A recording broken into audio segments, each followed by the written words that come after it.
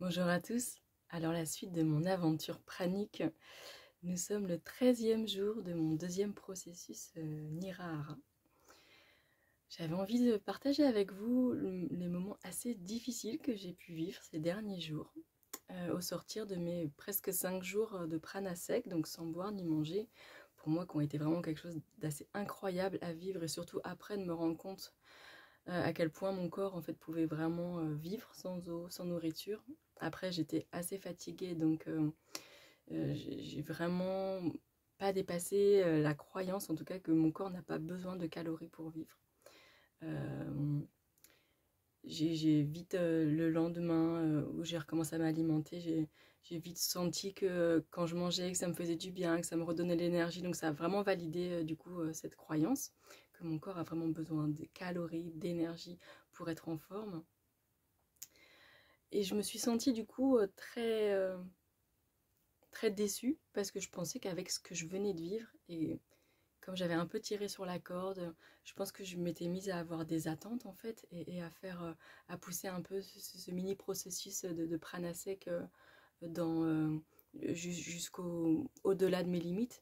Du coup, j'avais des attentes et je me disais mais après une fois que je vais en sortir, ça y est, je vais plus avoir besoin ni d'eau, ni de manger, de rien du tout et je vais être complètement libérée de tous mes apports d'aliments solides ou liquides. Et non, pas du tout, c'est pas du tout ça qui s'est passé. Je reprécise juste que c'est pas du tout obligatoire de passer par une période de prana sec. Qu'il y a des gens, de toute façon, ils ont juste des. Ils se mettent à être complètement à manger le prana, c'est-à-dire à ne plus du tout avoir besoin de nourriture solide et liquide, juste en rencontrant quelqu'un qui est déjà pranique. Donc moi, ça fait partie de mon chemin. Ça fait pas partie non plus du processus. C'était moi qui ai eu un appel vraiment à vivre ça. Donc je pensais qu'en ayant vécu ce truc un peu de warrior, que j'allais faire un super progrès, une super avancée dans mon aventure pranique. Et en fait, le lendemain, j'ai commencé à me réalimenter avec du liquide, et un petit peu, et encore un peu, et encore un peu. Et là, je me suis mise à avoir une envie frénétique de tous les aliments les plus néfastes et junk food possibles et inimaginables. Et ça m'a complètement désespérée. Je pensais que j'étais complètement guérie de ça. Et en fait, non, c'était pas du tout le cas. Et avec quelques jours de recul, je mesure à quel point, en fait, là où j'ai tiré trop l'élastique, bah, j'ai eu le retour, en fait. Donc, j'étais assez désespérée. Et puis, j'étais à me dire, bah voilà, je suis le protocole comme il faut, je vais même encore plus loin. Et puis, j'ai pas les résultats, mais combien de temps il va me falloir, etc. Jusqu'à ce que je comprenne. Et puis aussi, voilà, celle qui me coach là-dedans aussi m'aide à comprendre que le processus Nirahara, le processus d'activation pranique, c'est pas du tout un chemin avec des étapes bien définies, bien précises, bien balisées, qui a juste à cocher les bonnes cases et puis paf, on est sûr d'y arriver. En fait, non, c'est pas du tout ça.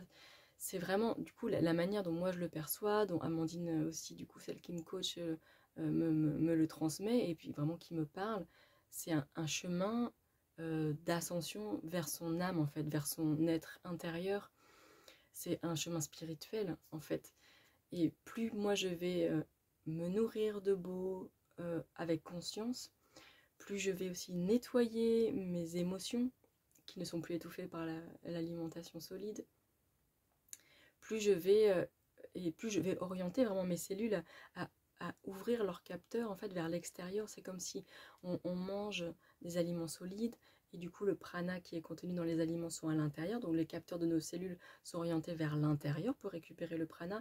Et là c'est de les ouvrir, d'amener chaque cellule à venir se nourrir vers l'extérieur pour qu'elle puisse venir absorber le prana à l'extérieur qu'il y a dans l'air, mais qu'il y a aussi euh, dans les échanges qu'on peut avoir avec des personnes, avec une belle vibration, dans regarder un beau paysage, etc. J'en ai déjà parlé. Dès qu'on fait des choses en fait qui nous nourrissent l'âme, des choses qui sont agréables, qui sont dans le plaisir, qui nous font du bien, ça nous nourrit. Du coup, j'ai vraiment réalisé ça, que c'était pas du tout un chemin avec des étapes à cocher pour y aller, et puis que chacun aurait son chemin complètement différent.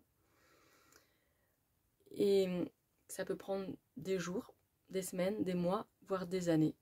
Ça dépendra vraiment des gens.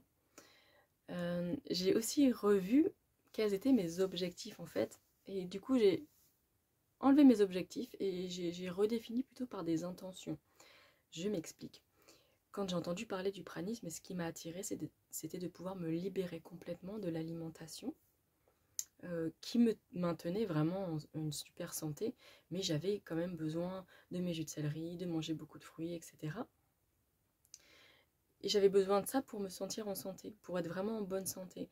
Et mon objectif avec le pranisme, c'était de me libérer de ça en fait. Moi je dis je ne veux plus avoir besoin ni de nourriture solide et encore voilà high level, même plus de liquide, et ne plus avoir besoin de tous mes fruits, de tous mes jus de céleri, mes compléments alimentaires pour être en pleine santé.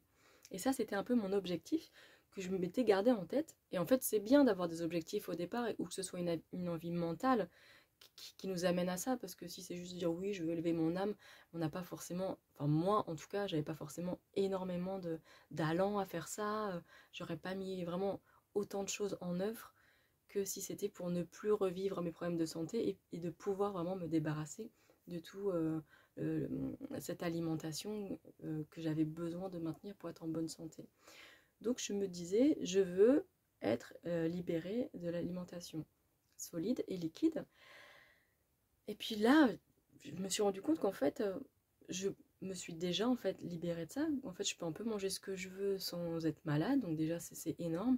J'ai plus besoin d'énormes quantités parce que du coup, voilà, c'est revenu aussi tranquillement. Là, j'ai besoin de beaucoup moins de calories pour arriver à tenir dans la journée. Hum, Mais, euh, mais surtout, peut-être que au final, en fait, j'aurais toujours besoin d'un peu d'alimentation. Et c'est ok. Un peu d'alimentation solide, je veux dire. Et puis en fait, c'est ok. Parce que tout ce dont j'ai accès aujourd'hui, c'est aussi un énorme cadeau. Et c'est pas. Par rapport à mes objectifs que je m'étais fixés, finalement, mes objectifs, ils valent peanuts. Parce que finalement, j'ai des cadeaux qui sont vachement plus merveilleux à côté. C'est ça que je voulais dire. Et mon intention, c'est plutôt. Quelle est mon intention? C'est plutôt de me libérer, en fait, de n'importe quelle alimentation et ne plus être malade en fait. Moi ce que je souhaite c'est juste être en pleine santé et me sentir libre dans mon alimentation, ne plus ressentir de frustration. Du coup je me dis bah en fait je suis plutôt sur le bon chemin. Je suis plutôt sur le bon chemin.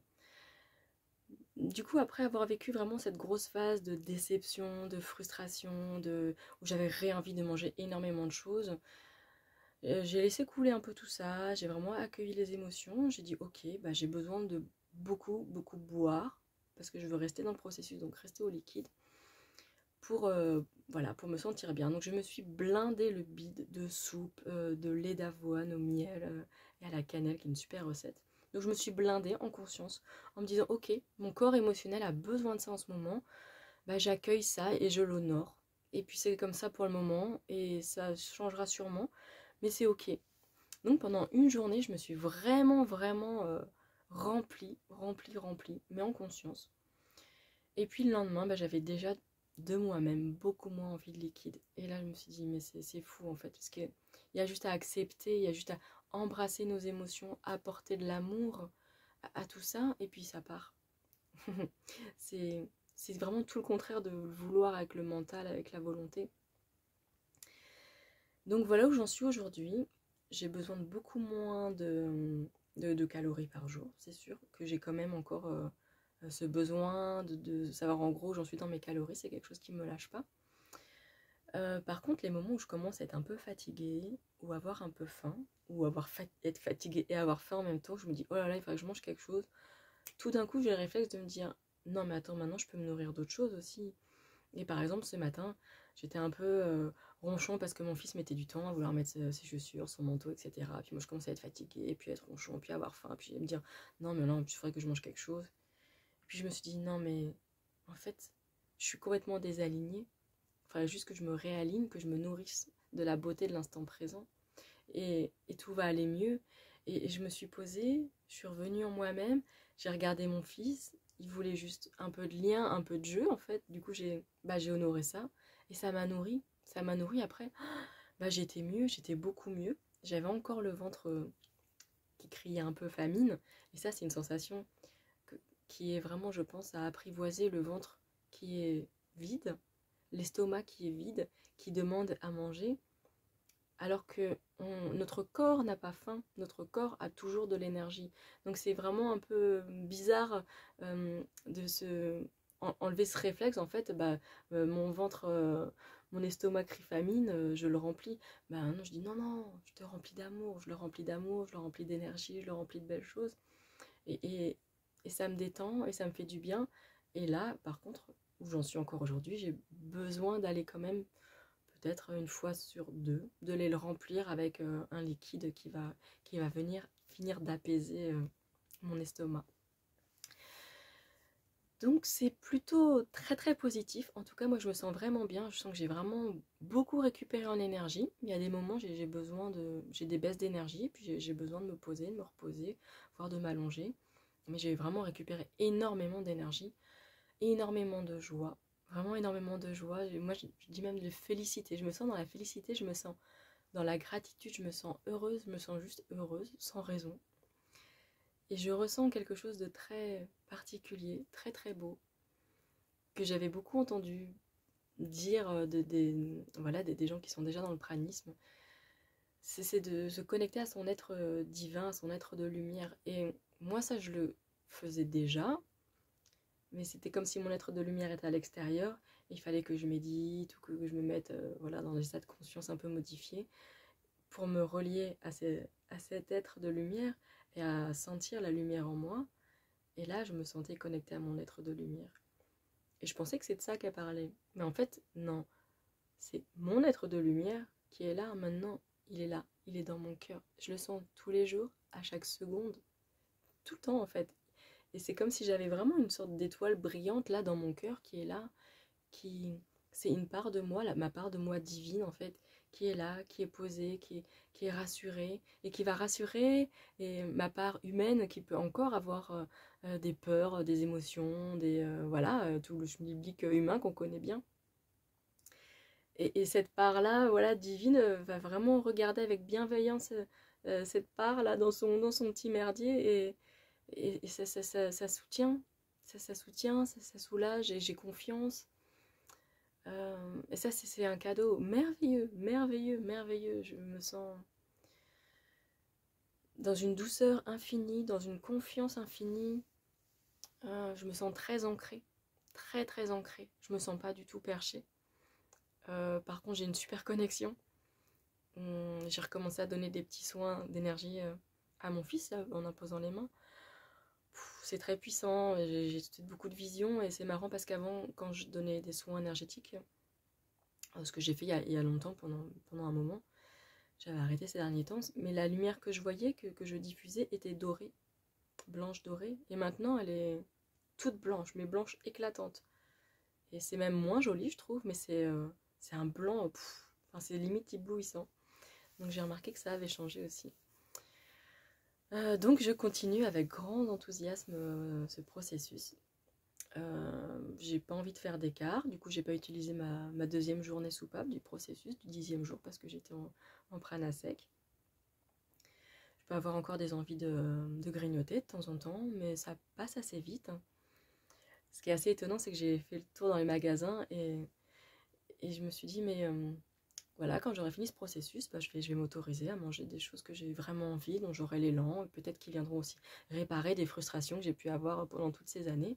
Et ça peut être tout et n'importe quoi, en fait, j'ai plus de limites. Ça peut être avec du gluten, ça peut être chimique, ça peut être très gras, voilà. No fear, allons-y. Et je me suis baladée dans les rayons de magasins et je me disais, ouais, mais il y a des années que j'avais pas été dans le rayon des pâtes, par exemple, ou des gâteaux, des céréales en paquet, là, pour les gamins, là, les trucs pas terribles. Et je me disais, ah ouais, ça, si... Bah ouais, ça, je pourrais remanger, ça me ferait peut-être plaisir. Et puis, je suis même passée devant les rayons frais, devant des rillettes. Alors, j'ai vraiment clairement pas envie de manger de la viande, surtout sous forme de... Je sais pas, où on voit vraiment que c'est de la chair animale, ça, j'ai vraiment pas envie. Par contre, je peux avoir un... Je me dis, ça peut être possible que j'ai un appel pour une tartine avec des rillettes dessus et des cornichons. C'était quelque chose que j'aimais beaucoup quand j'étais ado.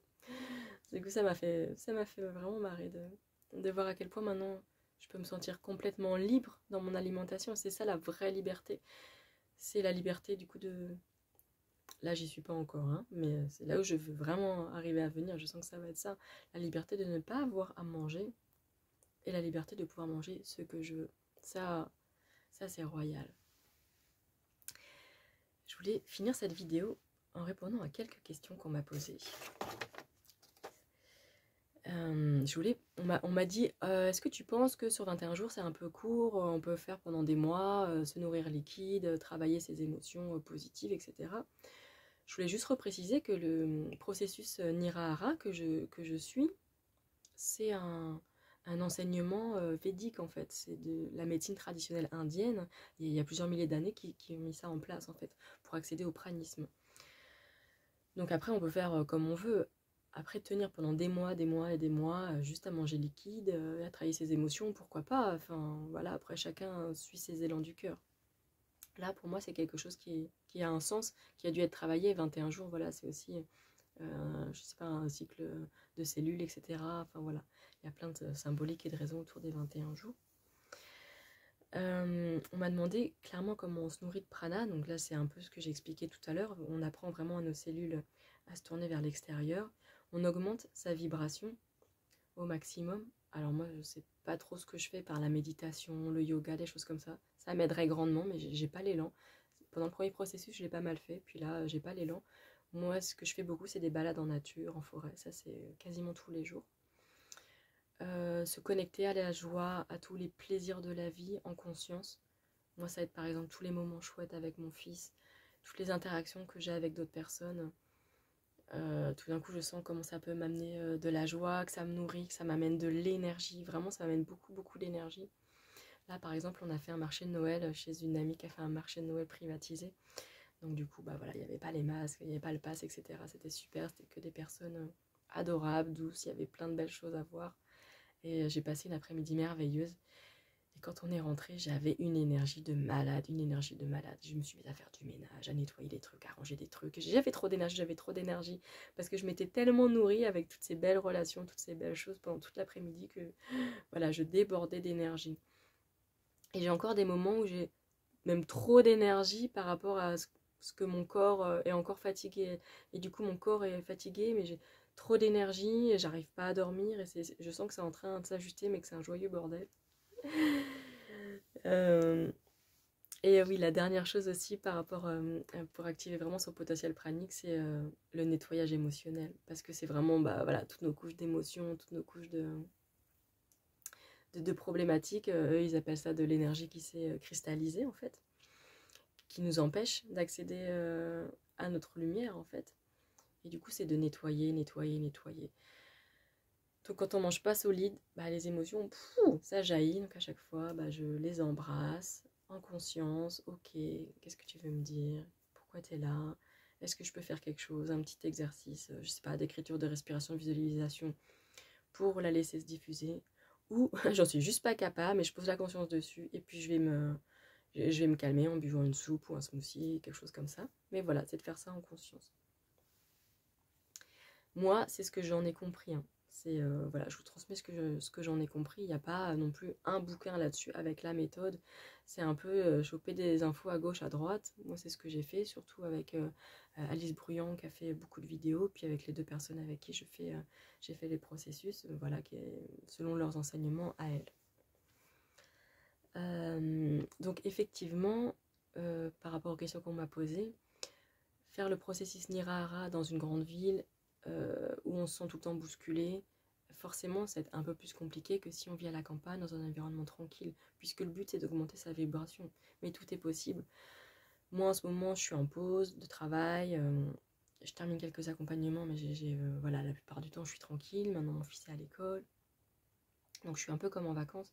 J'ai que ça à faire en gros, de me reposer, de prendre soin de moi. Et vraiment l'idée c'est quand on se repose, le corps peut enfin travailler. Donc ça va vraiment accélérer le processus d'arriver à se reposer. Par exemple, mon compagnon, lui, continue à travailler, mais et voilà, il fait quand même des progrès de dingue. Et voilà, il a vraiment, il est rentré dans l'activation du processus pranique sans souci. Je pense qu'il aurait beaucoup plus de bénéfices s'il avait été en vacances et rester tranquillement à la maison, là où on est à la campagne, parce que lui, il va en ville, dans un environnement stressant, etc. Donc voilà, tout participe. Tout participe. Par rapport aussi à une autre question, c'est pas juste de manger liquide pendant longtemps qui nous amène à un processus pranique.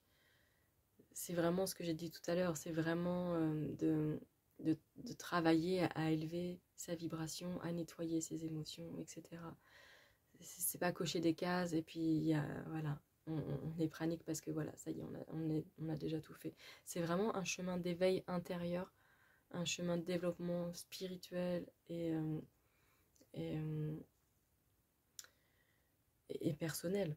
Voilà, c'est vraiment un chemin de développement personnel aussi. On va travailler sur nos résistances, sur nos croyances, et c'est aussi vraiment lâcher le contrôle.